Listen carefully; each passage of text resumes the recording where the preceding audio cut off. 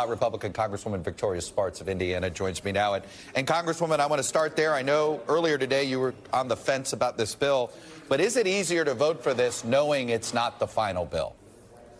Well, listen, I think all votes are important, and I think, unfortunately, I hope that it's more than just a messaging bill. Hopefully, we'll have a serious adult conversation on really what's happening with fiscal situation in our country and not punt the situation to our great-grandchildren and not cater to large special interest groups. And I was hoping to see more bipartisan issues that was supporting from both sides in this bill, that we can maybe get President Biden on board and put pressure on the Senate that doing nothing and not governing this country, because American people are sick and tired. They want some governing and not messaging, and we're really in real need of it.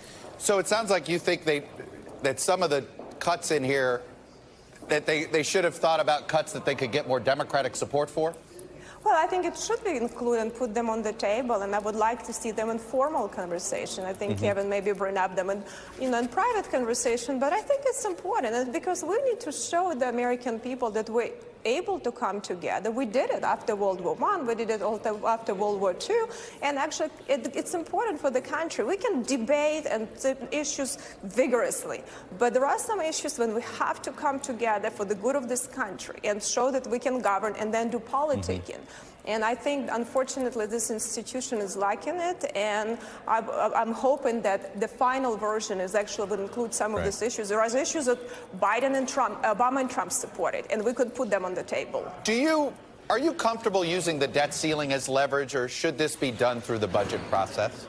Well, listen, unfortunately, I'm a realist, and I understand that in Congress, only must-pass bills have any traction that you can even push on the Senate. Otherwise, we just do a lot of talking and messaging, and nothing happens. It's unfortunately, we have very few items that must pass, and unfortunately, only bad things add to these items, and we need to start adding items that are good for we the people, because there is no lobby for the people in Washington, D.C., and we need to grow a backbone to challenge fraud, abuse, and large special interest groups. What is your pressure point, though? All right, there's a concern about default. Do you accept that economic calamity concern regarding the debt limit? No, I think we will need to pay our bills, but we also need to put responsibility and how we can at least find common ground on issues that actually American peoples are with us. We have 70–80% issues. For example, to save Medicare for seniors, we have fraudulent overbilling of Medicare by large hospital monopolies that Trump supported to fix and Obama supported to fix. Bipartisan think tank just wrote a lot in support. We have Families USA, Brookings, Americans for Prosperity, Heritage, American Enterprise Institute supporting that. This is an issue that billions of dollars of fraud and abuse to save Medicare for seniors.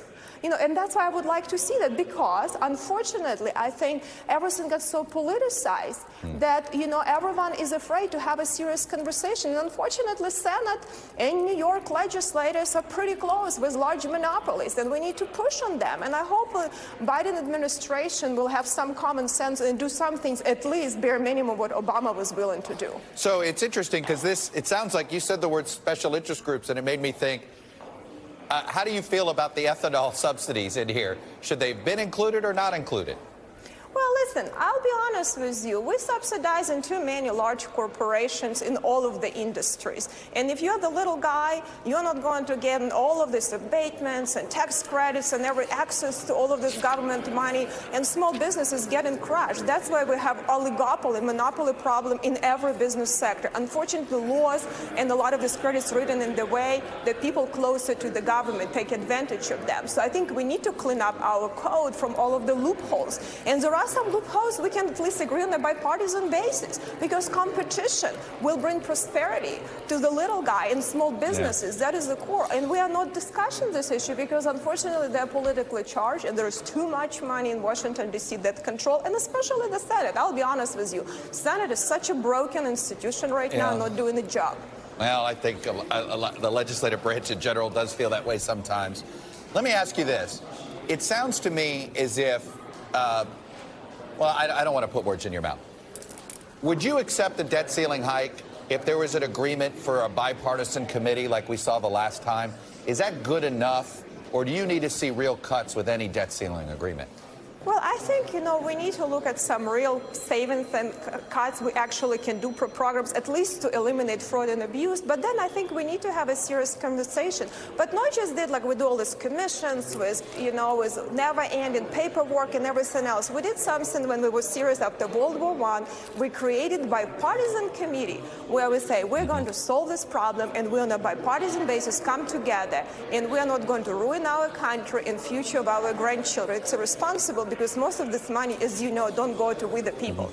And I hope we have that discussion, but there are some also easy issues that we can find common ground and start moving the needle because, Congress only has an ability. 10-year plans never work in Congress. I have no ability to tell what people will be doing in 10 years. Let's just move the needle in a productive way now to show the people that we're a serious institution and we're willing to govern and come together even in challenging times. I think American people need it. Do you feel an extra sense of freedom that you're not running for re-election?